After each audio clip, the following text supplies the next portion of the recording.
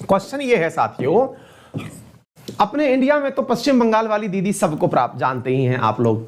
उन्होंने खेला होबे नाम से खूब जबरदस्त खेल किया। खेल ऐसा किया कि साहब अब वो पश्चिम बंगाल में खेला होबे नामक एक त्योहार ही सेलिब्रेट करने जा रही हैं। हर साल मनाया जाएगा खेला होबे त्योहार। लेकिन एक दीदी और भी हैं, और वो दीदी हैं चाइनीज दीदी। तहलका मचा रही थी अमेरिका में, लेकिन चाइना वालों ने उनके पर उतर दिए। आज के सेशन में हम यही चर्चा करेंगे, कौन सी दीदी हैं, क्या करने जा रही थी, चाइना की दीदी अमेरिका में क्या कर रही थी, और अमेरिका ने इनके साथ क्या, चाइना ने इनके साथ क्या कर दिया। तमाम बातें आज के सेशन में पता चलेंगी। आइए जरा सिलसिलेवार तरीके से इस बात को शुरू करते हैं, क्योंकि इसमें जो बातें आपको समझने में आएंगी वो क्या क्या हैं। सबसे पहली बात तो आपको विचारधारा समझ में आएगी, कम्युनिस्ट क्या होते हैं, कैपिटलिस्ट क्या होते हैं। दूसरी बात आपको समझ में आएगी, जो हम लोग आपको टर्मिनोलॉजी के हिसाब से इकोनॉमिक्स के कंसेप्ट सिखाएंगे। बहुत सारी बातें आपको आज पता चलेंगी, तो तसल्ली से इस पूरी कहानी को सुनिए और हम आपको विस्तार पूर्वक ये बात बताते हैं। साथियों क्या है, जैसे अपन इंडिया के अंदर उबर है, ओला है, इन सारी कंपनियों की राइड शेयरिंग करते हैं। राइड शेयरिंग से मतलब हुआ, अगर आपको कहीं आना जाना है तो आपने ओला बुक कर ली, उबर बुक कर ली, शायद नहीं भी की हो तो आपको मालूम होना चाहिए। एक ऑनलाइन एप्लीकेशन होता है जिसके माध्यम से आपको कहीं भी जाना हो आप अपनी गाड़ी बुक कर सकते हैं। टैक्सी को आप अपने मोबाइल एप्लीकेशन से बुला सकते हैं। यह मोबाइल एप्लीकेशन प्ले स्टोर पर उपलब्ध होता है। ऐसे ही चीन के अंदर साथियों एक एप्लीकेशन है, और वो एप्लीकेशन कहां पर है, चीन का एप्लीकेशन है, और उसका नाम दीदी एप्लीकेशन है। दीदी, DIDI, दीदी नाम से एप्लीकेशन है।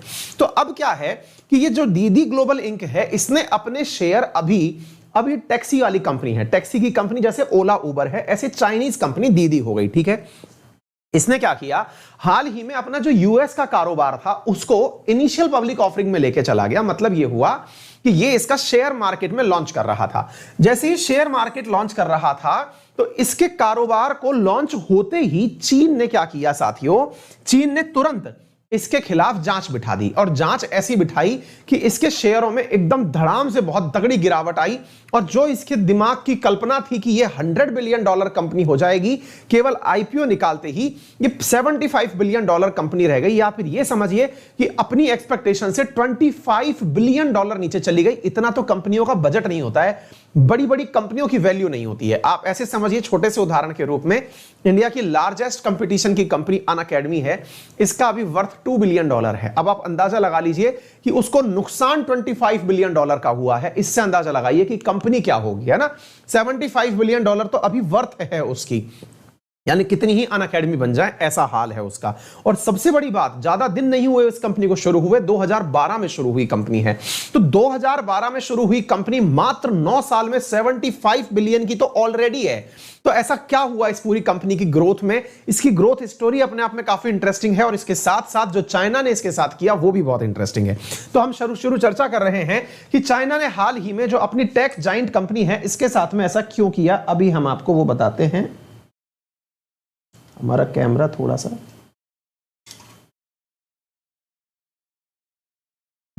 ठीक है, तो ऐसा क्या किया, तो आइए मैं आपको बताता हूं। तो साथियों इस प्रकार से चीन के अंदर दीदी नाम से ये कंपनी एग्जिस्ट करती है।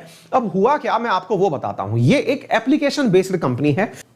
तो साथियों इसने क्या किया, अपनी प्राइसेस इतनी गिरा दी कि कोई भी उबर को बुक ही नहीं किया, और सब लोग ले दे करके इसी कंपनी की कार को बुक किए। आजकल मतलब इस कंपनी की हालत ये है कि ये ऑटो ड्राइवर पे काम ये कर रही है, बसेस ये चलवाती है, टैक्सी ये चलवाती है, ट्रक्स ये चलवाती है, और साथ में अब चाइना ही नहीं उसके अलावा 15 अन्य देशों में भी ये काम करती है। तो बोले सर ये तो बहुत अच्छे से समझ में आ रहा है। इस प्रकार से साथियों ये दीदी नाम से इसका एक एप्लीकेशन है ना। अच्छा, अब साथियों बात क्या होती है, अब मैं आपको वो बताता हूं। तो दीदी की कहानी को हम सुनेंगे, लेकिन इससे पहले मैं आपको यह भी बता दूं कि इसकी स्टोरी क्या है, मतलब जब बनना शुरू हुई उस समय इसकी कहानी क्या थी। तो मैं आपको बताता हूं साथियों, आपने चाइना के एक सबसे पैसे वाले व्यक्ति का नाम सुना होगा, अलीबाबा के जैक मा। तो जो अलीबाबा के जैक मा है, जैक मामा, जो कभी बहुत पैसे वाले दुनिया के लोगों में काउंट हुआ करते थे, आजकल लास्ट 6 महीने से गायब हैं। क्यों गायब हैं? क्योंकि एक बार उन्होंने चाइना की सरकार के खिलाफ कुछ बोल दिया था। उन्होंने सरल रूप से यह कह दिया था कि चाइना में थोड़ी बैंकों को आजादी दी जानी चाहिए। जैसे ही उन्होंने यह बोला तो कम्युनिस्ट सरकार को लगा कि ये लोग यानी कि जैक मा जैसे जो लोग हैं ये हमें चैलेंज कर रहे हैं, मतलब पैसे वाले बन गए लेकिन हमें चैलेंज कर रहे हैं। ऐसी स्थिति में चाइनीज सरकार ने जैक मा को तो अंडरग्राउंड कर दिया और दूसरा उसके एक आने वाले आंट ग्रुप के ऊपर एंटी ट्रस्ट जांच बिठा दी। एंटी ट्रस्ट जांच का मतलब हुआ जो दुनिया का सबसे बड़ा आईपीओ आने वाला था, यानी शेयर मार्केट में लिस्टिंग होने वाली थी, उसको उन्होंने जांच के दायरे में बिठा दिया, जिससे कि वो बेचारा लॉन्च ही होते होते रह गया। उससे काफी बड़ा नुकसान हुआ और अलीबाबा अब टॉप 10 में दिखाई भी नहीं पड़ती है आपको। 6 महीने के भीतर भीतर चाइनीज सरकार ने उसका मामला साफ कर दिया। अब आप तथ्यात्मक रूप से जानकारी सुनिए साथियों। असल में अलीबाबा जो कंपनी है, उस अलीबाबा कंपनी से ही एक व्यक्ति थे जिनका नाम था चेंग वेई। मैं व्यक्ति का नाम बता दूं आप लोगों को, व्यक्ति का नाम था चेंग वेई। अब इसको ऐसे समझना, चेंग वेई नामक एक एम्प्लॉय था जो कि काम किया करता था किसमें, अलीबाबा कंपनी में। 2012 में इसने उस कंपनी को छोड़ करके खुद की टैक्सी राइडिंग शेयर करने के लिए एक एप्लीकेशन बनाई। क्लियर है? और उस एप्लीकेशन का नाम दीदी था। क्लियर है? अब जब ये कंपनी बनाई इसने तो ये कंपनी चलना शुरू हुई। 2012 से 2015 में ये सबसे ज्यादा पसंद की जाने वाली कंपनी बन गई और चाइना की ऑलरेडी एग्जिस्टिंग एक ऑनलाइन टैक्सी कंपनी को इसने कंपटीशन देना शुरू कर दिया। जब इसने कंपटीशन देना शुरू किया तो चाइना की जो ओरिजिनल कंपनी थी जिसको यह अपना कंपटीशन दे रहा था, उसका नाम था QUA। अब ये नाम ऐसे हैं कि हमें लिख के लाने पड़ते हैं भाई, हमें ना ये नाम याद नहीं होते और किसी को भी नहीं होते, चाइनीज नाम है। अब मैंने ऐसे याद कर रखा है कि दीदी क्यों कूदी, है ना, दीदी क्यों कूदी, ऐसे याद कर रखा है। तो ये QD नामक एक कंपनी हुआ करती थी। QD नामक जो कंपनी थी ये चाइना की दीदी से पहले एक बहुत बड़ी कंपनी हुआ करती थी। अब आप पूछेंगे QD किसकी थी, तो साथियों QD जो कंपनी है असल में ये जैक मा की कंपनी थी। आप पूछेंगे ये क्या करती थी, जैक मा की तो अलीबाबा है। अरे भाई अलीबाबा उसकी ऑनलाइन रिटेलर कंपनी है, जैसे अमेजन है, फ्लिपकार्ट है, ऐसे। लेकिन ये जो QD कंपनी है ये जैक मा की वो कंपनी थी जो कि टैक्सी के अंदर काम किया करती थी। फिर आप पूछेंगे तो इस कंपनी के साथ इसका कंपटीशन कब हुआ, मैंने कहा 2015 में हुआ। तो 2015 में चैंग वेई की कंपनी दीदी ने QD के साथ कंपटीशन किया। 2015 में हालत QD की इतनी खराब कर दी कि जैक मा को अपनी ये कंपनी जो है वो चैंग वेई की कंपनी दीदी से मिलानी पड़ी। तो अब ये दोनों मिलकर के क्या बन चुकी हैं, दीदी क्यों दी, है ना, या फिर ऐसे बना दो दीदी कूदी, है ना, दीदी जो है कहीं से कूद गई। तो साहब दीदी कूद गई तो दीदी कूदी करके एक कंपनी है वर्तमान में, तो वर्तमान में इस कंपनी का नाम क्या है, दीदी कूदी। अब ये दोनों मर्ज हो चुकी हैं। 2015 से इसका मालिक जो है वो चेंग वेई है। अब इसने ग्रोथ करना शुरू किया तो 2018 में ये एक तगड़ा ऑफर लेके आया। देखिए बिजनेसमैन जो लोग होते हैं ना, इनके पास आइडियाज गजब गजब होते हैं। आइडियाज में ये क्या करके आया कि चाइना की जो कम्युनिस्ट पार्टी है, अब भाई सरकार से पंगा कोई कैसे ले, तो इसने साहब एक जबरदस्त काम किया। और वो क्या किया, चाइना की कम्युनिस्ट पार्टी के ही जो कार्यकर्ता हैं उन्हें ड्राइवर रखना शुरू किया ताकि सरकार का इसे समर्थन मिलता रहे। चाइना की कम्युनिस्ट पार्टी के मेंबर्स को ही इसने क्या रखना शुरू किया, ड्राइवर रखना शुरू किया।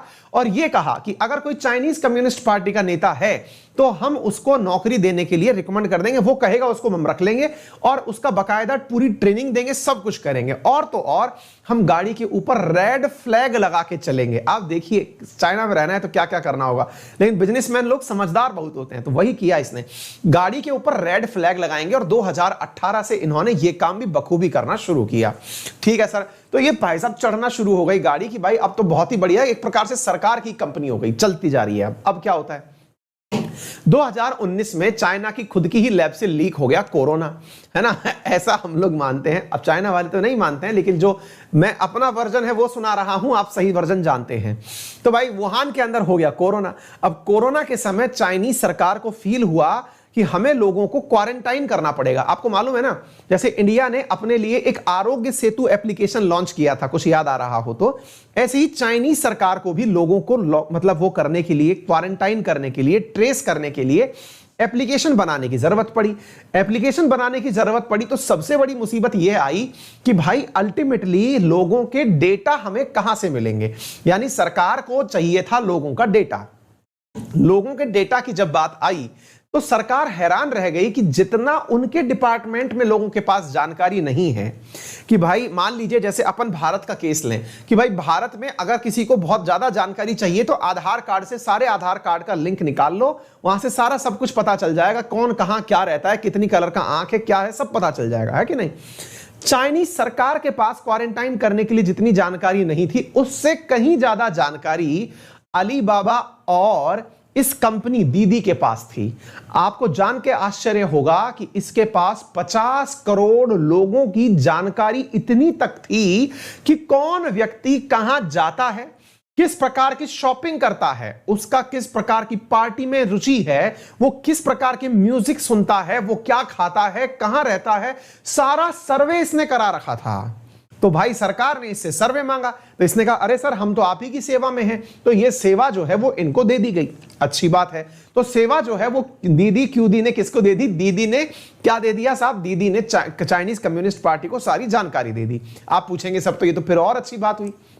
बिल्कुल अच्छी हुई, लेकिन चाइनीज सरकार हैरान थी कि इसमें इन्वेस्टमेंट कर रही थी चाइना की ही एक कंपनी जिसका नाम था तेंजेंग, जो आपके पबजी वाली कंपनी जानी जाती है ना। तो वो जो कंपनी थी उसने इसमें जबरदस्त इन्वेस्टमेंट कर रखा था। चाइनीज सरकार ने सबको बुलाया, दीदी आई, उधर की तरफ से अलीबाबा आए नाम भी कैसे, एक बाबा है एक दीदी है, गजब ही चल रहा है ना। और इधर की तरफ एक तंग संग है तेंसेंग, उन सबको बुलाया बिठाया। बोले यार एक बात बताओ, तुम लोगों के पास सही में बताओ डेटा कितना है? बोले सर आपसे ज्यादा डेटा है हमारे पास, आप लोड मत लो। तो बोले ठीक है, तो बेटा थोड़ा डेटा दो हमें, क्योंकि अल्टीमेटली हमें लोगों को ट्रेस करना है। बोले ले लो सर, हम तो आप ही की सेवा में हैं। ठीक बात है, लेकिन मुसीबत यह है कि चाइना डरता है कि अगर ये कंपनियां ग्लोबलाइज हो गई, ग्लोबलाइज होने का मतलब क्या हुआ कि भाई चाइना से कोई कंपनी बाहर निकल गई तो यही वो डेटा कहीं किसी और को ना दे आए।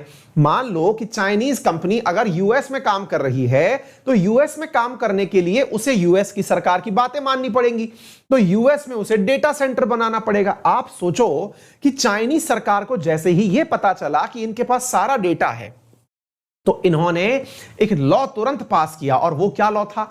लॉ ये पास किया कि यदि किसी को चाइना से बाहर डेटा रखना हुआ तो उसको, मतलब अगर चाइना से बाहर डेटा रखने के लिए किसी ने डेटा सेंटर बनाया तो उसके ऊपर मिनिमम $1.5 मिलियन का पनिशमेंट लगेगा।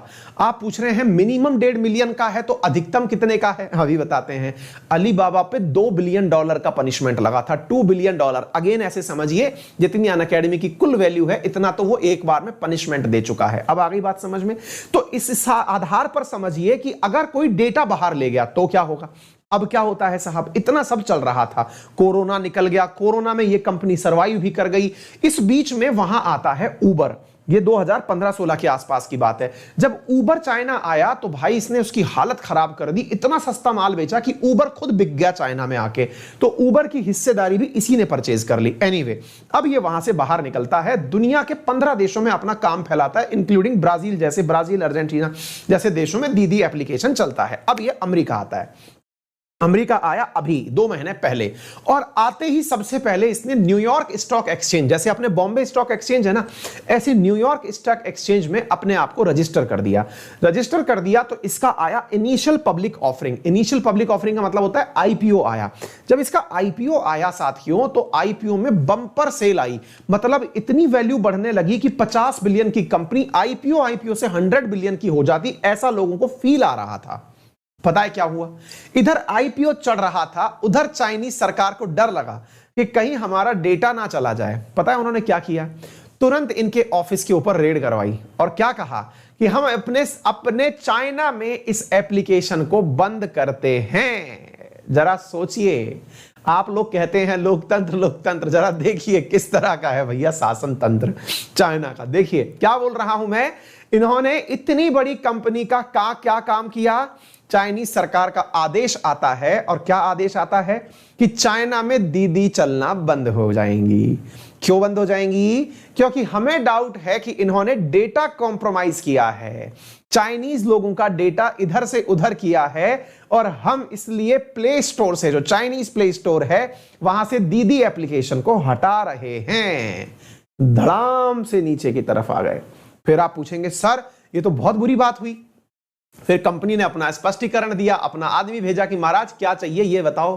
बोले बेटा डेटा पहले हम ये श्योर करना चाहते हैं कि तुम दे नहीं रहे हो कहीं, क्योंकि इतना वैल्यू तुम्हें कैसे मिल सकता है। तो बोले ठीक है आप श्योर कर लो, लेकिन हमें बताओ तो, कुछ तो रास्ता दो। बोले ठीक है। तो फिलहाल हम बैन ये कर रहे हैं कि तुम्हारा एप्लीकेशन, नया एप्लीकेशन डाउनलोड नहीं होगा। कोई भी व्यक्ति जो है वो तुम्हारे एप्लीकेशन को अभी प्ले स्टोर पर भी नहीं ढूंढ पाएगा, लेकिन जिनके पास ऑलरेडी एप्लीकेशन है वो तुम्हारी कंपनी से सवारियां ले सकेंगे। मतलब तुम अपने ऑलरेडी जो सब्सक्राइब्ड हैं, सब्सक्राइबर्स हैं, उनको अपनी राइड्स जो है वो दे पाओगे, लेकिन नया एप्लीकेशन, नया व्यक्ति हम तब तक तुम्हें एनरोल नहीं करने देंगे जब तक हम ये आश्वस्त ना हो जाएं कि तुम डेटा कॉम्प्रोमाइज नहीं कर रहे हो। अब कंपेयर करो बेटा इंडिया को बैठ करके। यहां इंडिया में बैठ करके बड़ी बड़ी कंपनियां आंखें दिखाती हैं हमें, कहती हैं ट्विटर कहता है ऐसा नहीं करने देंगे, वैसा नहीं करने देंगे, हैं हमारा डेटा है हम नहीं बताएंगे, डेटा सेंटर कहां बनाएंगे ये नहीं बताएंगे, किसने मैसेज किया ये नहीं बताएंगे। और वहां देखिए इतनी बड़ी कंपनी को 2 मिनट में कंट्रोल में करके लेकर के आ गई, और फिर भी वो दुनिया की, ये अपने आप में एक मतलब विवादित चीज बनी हुई है कि कैसे वो तरक्की करता है। समझ में आ गई कहानी? तो उम्मीद है कि आपको ये पूरी कहानी अच्छे से समझ में आ गई होगी कि दीदी की राइड कैसे रुकी, कैसे दीदी का जो शेयर प्राइस है वो धड़ाम से नीचे की तरफ गिरना शुरू हो गया। अब देखिए, आप अंदाजा लगाइए कहां $15 प्रति बैरल वो चल रहा था, डॉलर चल रहा था, मतलब ऊपर की तरफ निकलते जा रहा था, धार से नीचे आके 29% एक ही समय पर डाउन हो गया और कंपनी की वैल्यूएशन नीचे आ गई। और अब साइबर स्पेस में इनकी जानकारी हो रही है कि ये किसी प्रकार से कहीं डेटा तो मतलब गलत तरीके से कवर नहीं कर रहे हैं। क्लियर? तो उम्मीद है आप सभी साथियों को यह बात बेहतरीन तरीके से डाटा सिक्योरिटी सहित समझ में आ गई होगी कि इनकी असल में जानकारी डेटा की ली जा रही है। चलते हैं साथियों आगे। ये चाइनीज कम्युनिस्ट पार्टी के लीडर हैं, वर्तमान में जो शी जिनपिंग है। अब ये वो एमडी है जिनका नाम क्या है, चाइना मार्केट रिसर्च ग्रुप के। उनका कहना है कि सर हम तो इसलिए जानकारी प्राप्त करना चाहते हैं ताकि कोई प्राइवेसी ब्रीच ना हो जाए। यही काम इन्होंने अलीबाबा के साथ किया था। अलीबाबा इस समय अपनी आखिरी दिन गिन रहा है। आखिरी दिन से मतलब है जी ग्रोथ इसकी दिखना बंद हो गई है, अब ये लुढ़कना शुरू हो गया, क्योंकि अलीबाबा के जैक मा इस समय अंतर्ध्यान हो गए हैं, क्योंकि इनका आंट ग्रुप जो है वो पूरी तरह से दबा के अंदर डाल दिया गया है। तो उम्मीद है आपको दीदी की कहानी जान करके मजा आया होगा। बड़ा सवाल बनता है कि ऐसा क्यों किया, तो आंसर इतना ही है कि चाइना अपने अंदर किसी और को इतना बड़ा नहीं बनने देना चाहता कि वो सरकार